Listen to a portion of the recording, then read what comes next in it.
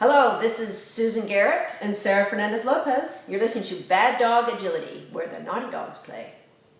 All right, today we have a very special guest on the podcast. We have Susan Garrett joining us of Say Yes Dog Training. Welcome to the podcast, Susan. Thank you, Sarah. Happy to be here. So Susan really needs no introduction. She is a world-famous trainer and competitor, has won the national championships in 2 different countries at every single jump height there is. So many other things we couldn't possibly list them. They don't need to hear it. That's not why they're tuning in anyway, Sarah. That's right. So let's start by talking about dog training in general. So what guides you in your dog training? So what inspires your training these days? For my own personal training, I'm a person who always likes to improve. So no matter where I am, like in my own life, I'm always challenging myself to get better. And when I look at my dogs, whenever I bring a new puppy along, I always want to improve something that the last dog did. So that drives me in my own dog training. And then, certainly since I've been teaching and doing seminars all over the world, I really want to help people. And so I really want to find a way to change the life of every dog worldwide so that all dogs are trained in a way that's reinforcing and develops this amazing relationship. So really recently I'm just driven by that mantra to change the life of dogs and dog owners worldwide. Well, certainly, especially with the online training that is just completely blossomed over the last couple of years, not just for you, but for many, many trainers. You're really reaching a lot of people with things like recallers and stuff like that. So really making good on that goal. Thank you, Sarah. Of yours.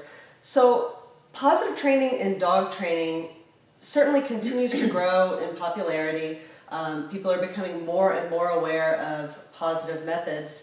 And you've been really a proponent of positive methods all the way back to Shaping Success, which I remember reading about your dog Buzz and about the struggles that you had teaching a difficult dog using purely positive methods, and how it wasn't always easy, but it was something that you really believed in, and so you continued to stick with it. How long ago was that book written? Well, the original articles in the framework was when Buzzy was a puppy, so more than 17 years ago. Right, so that's a long time that you've been really pushing this concept of positive reinforcement training. So what are some of the changes that you've seen over these 17 years in positive training and its adaptation in dog training in general? Well, certainly, I'm not the first. I'm just following the footsteps of some amazingly great people that have mentored me. People like Bob and Marion Bailey, who have just been awesome and really gave me a great insight into training using positive reinforcement as your foundation. Early on with Buzzy, I did a lot with a clicker, and I realized that a clicker is a great tool. Excuse me. A clicker is a great tool that you should use specifically when you need it for something that's very precise. So I certainly don't use a clicker nearly as much. The other thing, there wasn't anybody for me to model my training after that was doing performance sports back then, that was training this way. So there was always an unknown. And that's the difference for me, that I know no matter what it is I'm going to train my dog to do, I can get there using reinforcement-based training. So the unknown is gone. And of course, all the naysayers that, so I would listen to my videos of Buzz when he was early at ringside. You'd hear people saying, oh, that positive stuff's not going to work for this dog. And you'd question it, right? So certainly the confidence to know that we're on the right track. Buzzy, unfortunately, he got the brunt of me not knowing what I was doing, and so I use more punishment in the form of timeouts. And today, what I recognize is that the more you know about what motivates your dog, what they find reinforcing in, and how to control access to that reinforcement, the less you need to use punishment of any kind. Right. So that's the big, for me, what I see, and certainly you see more and more trainers and more modalities embracing using reinforcement as the focus of their training. Right. So we've discussed in past podcasts this idea that agility trainers specifically benefit a lot from positive reinforcement-based training, not just because we think it's the right thing to do for our dogs, but because of this notion of speed and confidence and how that is paramount in agility. in a way that maybe is not true with many other dog sports. Do you kind of see that too, or do you have your own thoughts on using it specifically in agility? I think that it's hard to know, scientifically, why is agility embraced more reinforcement-based training? And you could say, well, it's because we need speed and confidence, but so do thoroughbred racehorses, and so do greyhounds, and they're not necessarily trained with only reinforcement-based programs. I think it's more the fact that agility is a relatively young sport. And we don't have those deep-seated roots that go back to a more punitive-based dog training. And so it's very, very easy to forge new ground when you're really creating new behaviors. And there isn't a history of, well, you can, I remember years ago doing a seminar in the Midwest where they trained weeples using an ear pinch, that the dog had to do it right. And so there were people trying to do a punishment-based training. But the fact is, most of us succeeding back in the 80s and the 90s were reinforcement-based trainers, and so we became the mentors that people started to follow. And of course, confidence and speed is a big, big part of agility, and luckily for our sport, it's grown in a way that, punishment is there, but it certainly isn't predominant. Right. So we are seeing in other dog sports more people embracing the notion of positive-based training, even in sports that you wouldn't expect to see that, like Schutzen, something like that. So what do you see as the stumbling block for some of these other dog sports really embracing positive-based training? To have success on an easy scale with reinforcement, it's really simple in that what you have, the dog wants. And so if you're training the dog to sit pretty, well, they really want the cookie, so it's easy to shape them to sit pretty. Mm-hmm. But when you go to sports like IPO or Schutzen or field work with birds, and certainly anything where the dog's drives get very, very high, what they want, what you have, can't compare to what they want. Right. So the drive to chase after, the predatory instinct kick in to chase after and bite somebody, the drive to flush a bird, keep your cookie. Right. So what the stumbling block there is the understanding that you're never going to have reinforcement that's going to trump that for a dog. But what you do have is the ability to bring that reinforcement through you as a trainer. And then you trump that reinforcement. I look at when Buzzy was young, and Buzzy was obsessed about swimming, and he would swim nonstop if you let him. And he'd get near water and he'd just tremble for the chance to go swimming. And I put it on cue that you weren't allowed to swim unless I told you could swim. And so what early on started as this obsession that I just want to swim, and I'll swim for an hour if I'm allowed to, quickly turned into permission to swim. So instead of staying in the water and swimming for an hour, he would swim and then he would come out and look at me, can you tell me I can go again? So the reinforcement of swimming went through me, therefore the game became about me. And the same would be true of these other sports, is the more reinforcing the sport is, the more brilliant you have to be at controlling access to that reinforcement and manipulating the reinforcement so it is becoming a part of doing something for me, earns the right to do that. Right. So it's very difficult on the trainer's part in some of these other sports.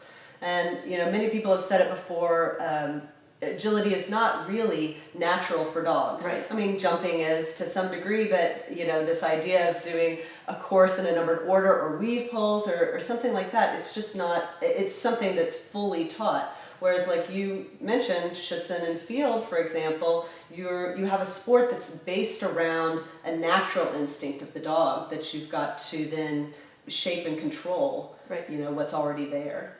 And when you're training a dog, you have two choices. There's punishment and there's reinforcement. And the more you do of one, the less you have to do of the other.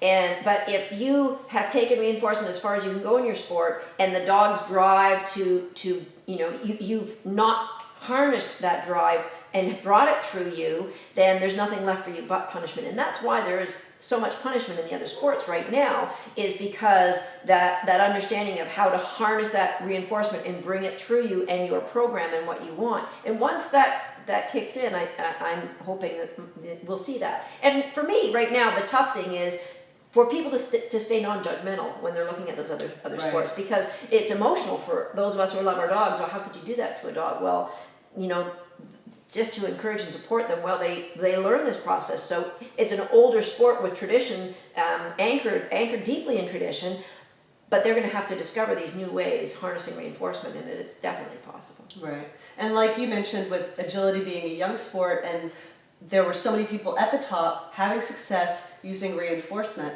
And I think that we're seeing that emerge, maybe to a greater degree in some of these other sports. I mean, I'm not completely familiar with their history, but you have people like Michael Ellis, who's been on our podcast before, and Ivan Balabanov, both doing Schutzen, both succeeding, both using, very much reinforcement-based training. So I think we will continue to see that going forward. So, we've recently discussed the idea that a handling system is really just a consistent set of cues, and that you use with your dog on course. How has your idea of, in quotes, the system evolved over time? I still feel very strongly that it's important to have a handling system that makes sense to you and your dog. And the word for me that has changed is the word consistent. Because for 20 years I tried to be consistent, and what I realized was there is no one who's consistent in their cues. And so the drive shouldn't be to be consistent, because you're never going to get there. The drive is to evaluate what your attempt at consistency is going to cost you. So for example, if I was working on a system that had a positional cue as I used to, then when I would drive to position and attempt to get there, but I wouldn't, then there's some dilution of understanding in my dog. So the big thing for me is to not look at the balance of consistency and attempted consistency, and try to minimize attempts and try to maximize where you can be consistent. And that's really, I still very, very strongly about that. There's still a lot of people running agility that have no kind of a system. Right. And that is going to be frustrating for the dog and for the handler. Right. And that attempted consistency, there's really this idea of execution. So there is a system on paper, Right. and then there's the system that you go out and run. Right. And you've got to be able to, like you said, get to those spots time and time again, because what happens on course is going to influence your dog. I mean, every moment of every day, our dogs are learning based on what goes right and what goes wrong. And so, you can have it clear in your head all day long, but since you have no way to communicate to your dog other than your actions, then, you can run into trouble that way. Right. And that's why, like you said, what your system is on paper and how you execute it, that's a consistency that I would look for. More so than that this is always done the same way. Look to what your intention and what you're doing are consistent. If you get consistency that way, that's far more important than consistency that I need everything to be the same. Ideally both would be the same, but that's not always going to happen. And really, for me in my handling, my goal is always to minimize the questions my dog has on course. And those questions, you're going to see them with, the most obvious is a dog taking off course, but just a dog glancing up at you. That glance is going to slow the dog down, and I just love them going as fast as they can. Right. So to minimize that confusion in the dog, and that's what the handling system that I'm looking for has always been. So the focus really is on communication. Right. And in the past, I think we used consistency as a proxy for communication. But if you have other ways to communicate with your dog, or like you said, being consistent in how you execute, Right. that's a way to communicate with your dog. Absolutely. So, speaking about systems, I guess I personally feel like several years ago, there was kind of this new notion of the system, and I would say a consolidation of systems, so that as people became aware that the system was a good thing, they started to seek out one system or another, and two or three really emerged, and people kind of split up into those camps. Yeah. And I feel like recently, and I think probably a lot of this has to do with the internet and how much everybody can see what everybody is doing all over the world. People at the highest levels who are having success with lots of different ways of running things. I feel like there's now become kind of an explosion back again, where people at the top have taken what they can from lots of different people and put together, like you said, what works for them and their dog. So it's no longer, two or three, it's, system prime, system, like just continuing little tweaks to systems as people do what works for them and incorporate other aspects of different systems. And you've been very open on your blog, writing articles about how your personal system of handling has changed.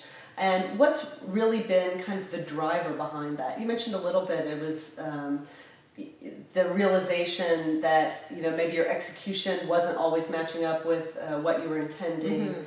What are some of the changes that you've been making, and what's been influencing those? Certainly that was my driver, was that my intention and my execution weren't matching up. And then the fallout from that was that I would have off courses, or I would have bars down, because my dog had those questions. Really, I started adding, for me, more verbals into my handling 10 years ago. So when Encore was a puppy, in my one jump video where I teach check, check, check and swing, those were the first two that I used consistently. And then that really evolved so that I added more and more in.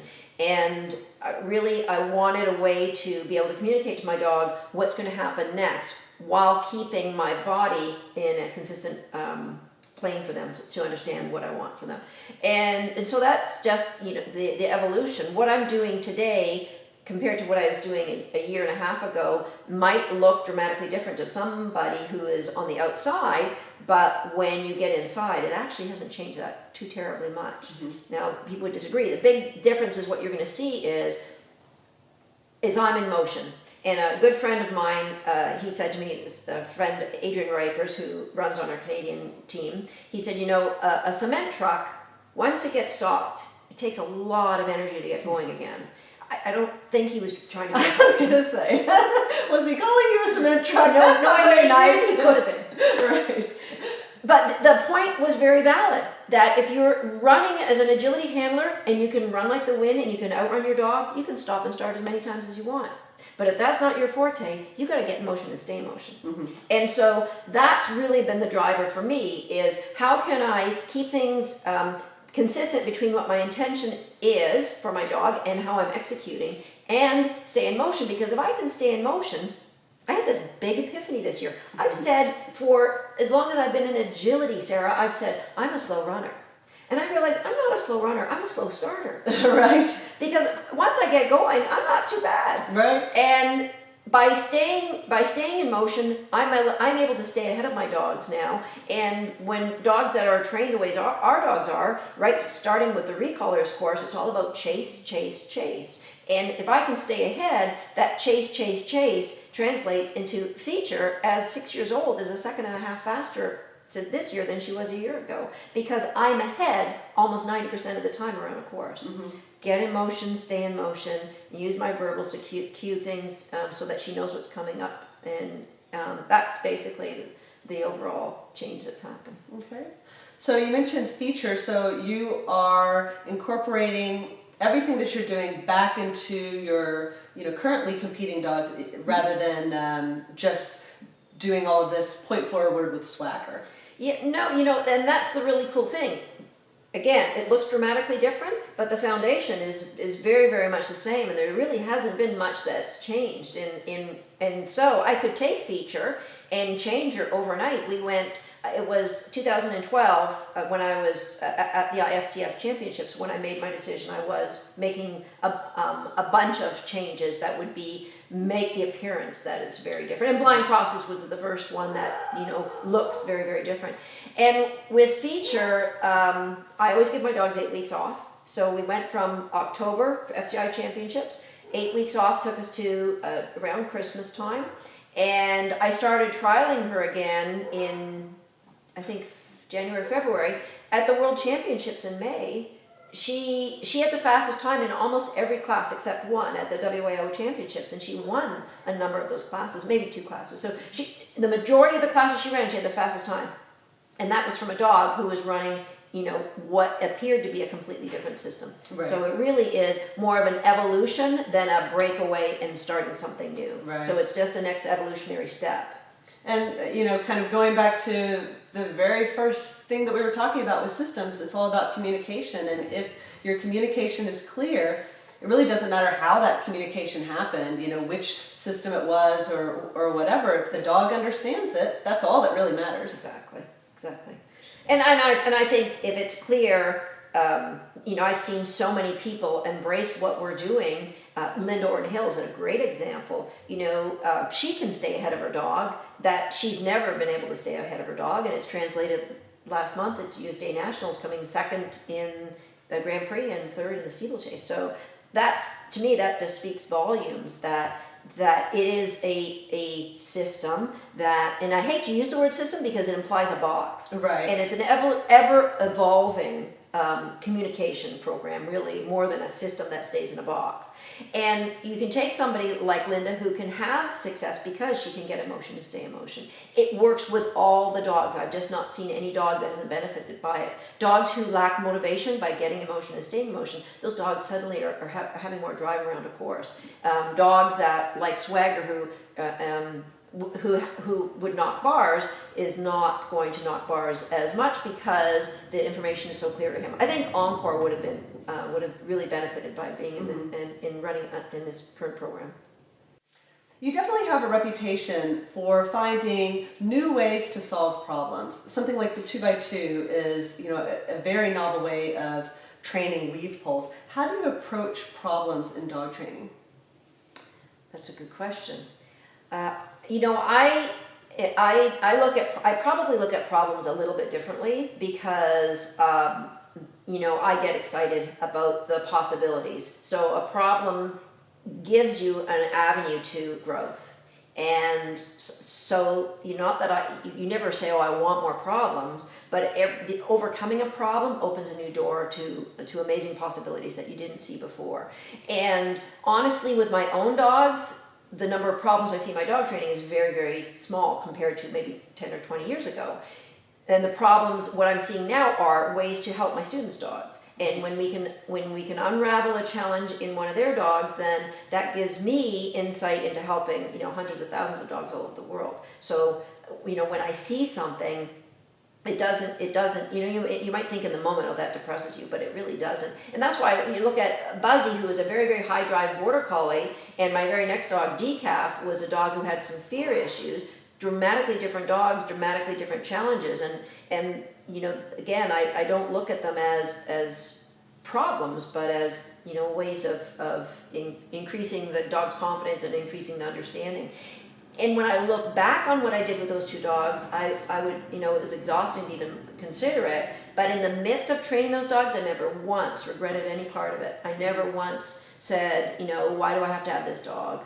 I just loved both of the dogs, and then it's overcoming it and looking back at it. It's like you've climbed a mountain, you're not realizing you're climbing, and then you get to the top and you look down at the view, and it's like, this is beautiful. Right. I can't believe what I've accomplished. And so that's the way I look at stumbling blocks, and it's exciting, it's motivating, and you shouldn't look at it as something that could defeat you and give up, and maybe this dog shouldn't be doing agility or whatever that sport is. Look at it as a way of opening up a brand new education to yourself as a trainer.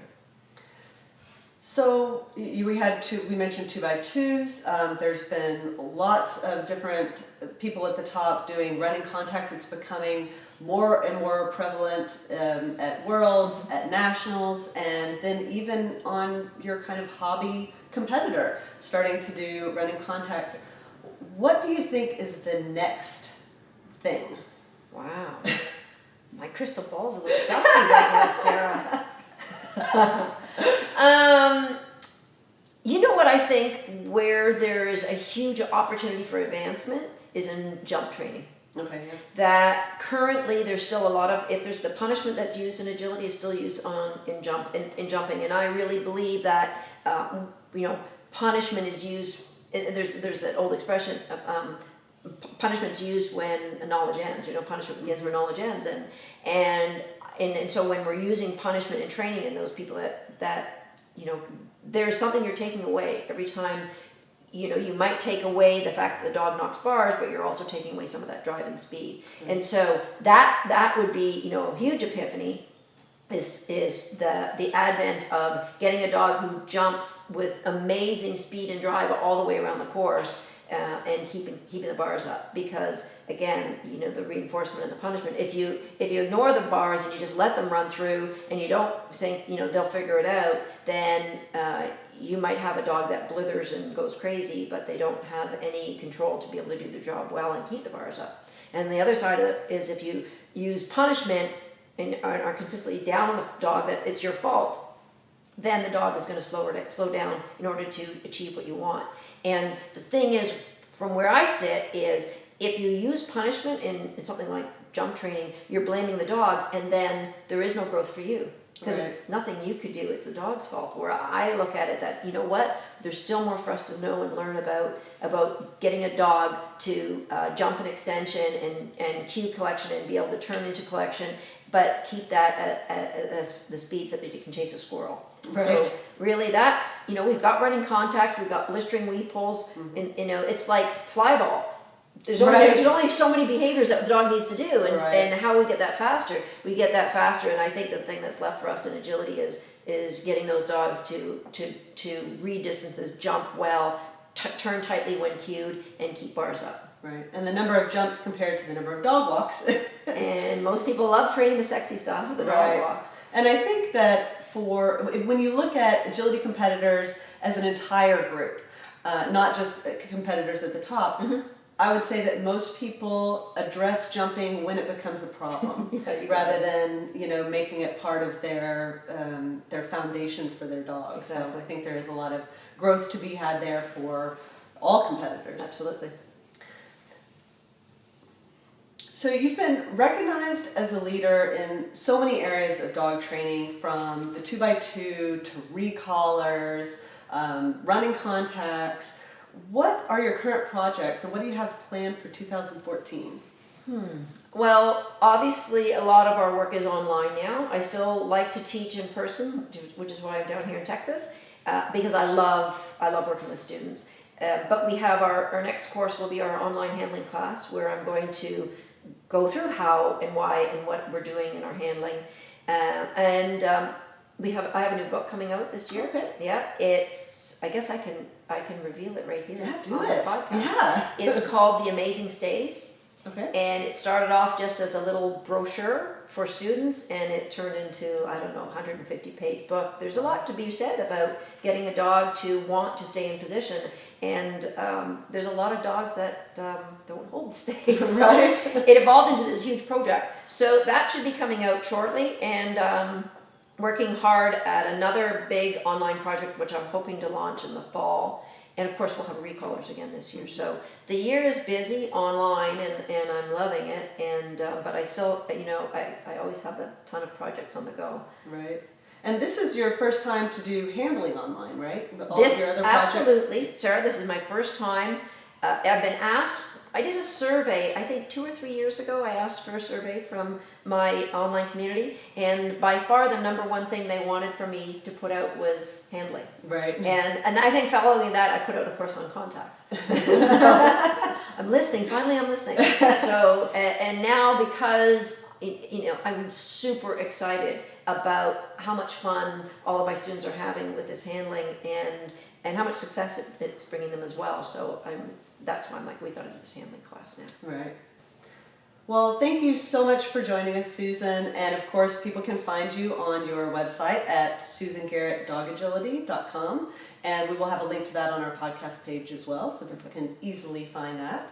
And at sayyes.com. Sayyes.com is a porn site, Sarah. Oh no!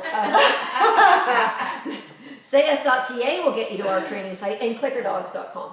People get that mixed up. You know what? When I had Rough Love, and then we had Sayyes, it wasn't going in the right direction early on in our online education, but we got it straight. Thank you, Sarah. It's been a lot of fun. Yeah, thank you. All right, let me redo Come that. on, you can leave that in. All right, fine. All right, well, thank you again, Susan. Thank you, Sarah. It's been a lot of fun. Thank you.